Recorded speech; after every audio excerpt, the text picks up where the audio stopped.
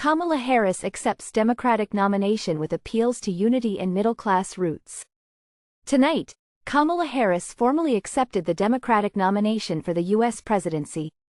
In her convention closing speech, Harris highlighted her middle-class origins, recounting her upbringing in Oakland, California, and her journey as a child of immigrants. She portrayed herself as a candidate dedicated to public service, framing her career as a lawyer and prosecutor around serving the people.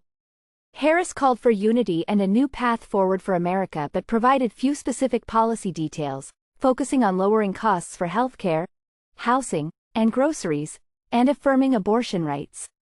She reiterated support for President Biden's Gaza conflict stance, pledging U.S. support for Israel's self-defense and addressing Palestinian suffering. Criticizing Donald Trump as an unserious man, but a serious threat, she emphasized the importance of preventing his return to the White House.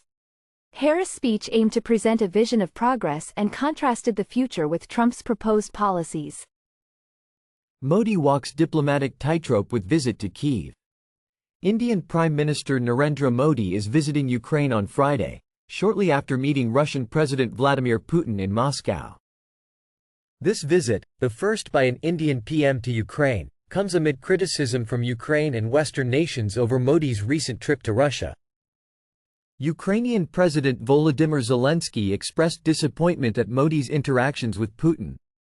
Analyst Michael Kugelman notes that Modi's visit underscores India's strategic autonomy, balancing relations with Russia while signaling friendship with Kyiv. Despite India's non-aligned stance, the visit reflects India's broader goals of strengthening ties with Central and Eastern Europe.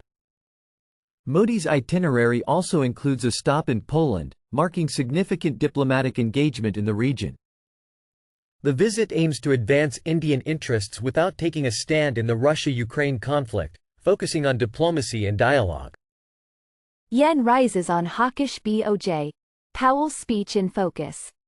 In today's market wrap, the yen climbed after Bank of Japan Governor Kazuo Ueda reaffirmed the central bank's intent to raise interest rates, provided economic data aligns with forecasts. This move comes as Asian equities, particularly Chinese shares, turned positive. The yen appreciated up to 0.7% against the dollar, while Japanese government bond futures declined and the Topix index saw gains. Governor Ueda's comments follow reassurances from his deputy that future rate hikes will depend on market conditions after the July increase triggered a global equity sell-off. Meanwhile, traders are keenly awaiting Federal Reserve Chair Jerome Powell's address at the Jackson Hole Symposium later today. China's black myth, Wukong, sets records and stirs cultural interest. Millions globally are captivated by Black Myth, Wukong, a game 7 years in the making by Shenzhen-based game science. The game, inspired by the 16th-century Chinese novel, Journey to the West, set a one-day record on Steam with over 2.1 million engagements. This success reflects the deep cultural impact of Sun Wukong, rivaling other major games like PUBG, Battlegrounds. The game taps into the rich lore familiar to East Asian communities, boosting national pride. Despite being blacklisted in China, it has over 11 million accounts there.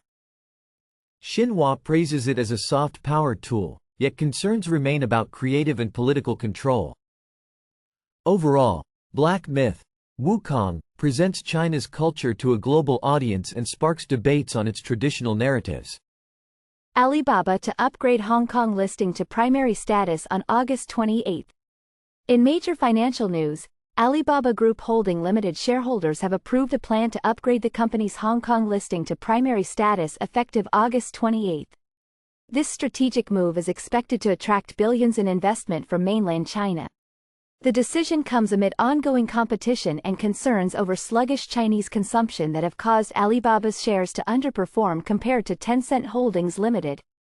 This upgrade will also allow Alibaba to participate in a program connecting the Shanghai and Shenzhen exchanges with Hong Kong's bourse. Notably, the stock opened largely unchanged in Hong Kong today,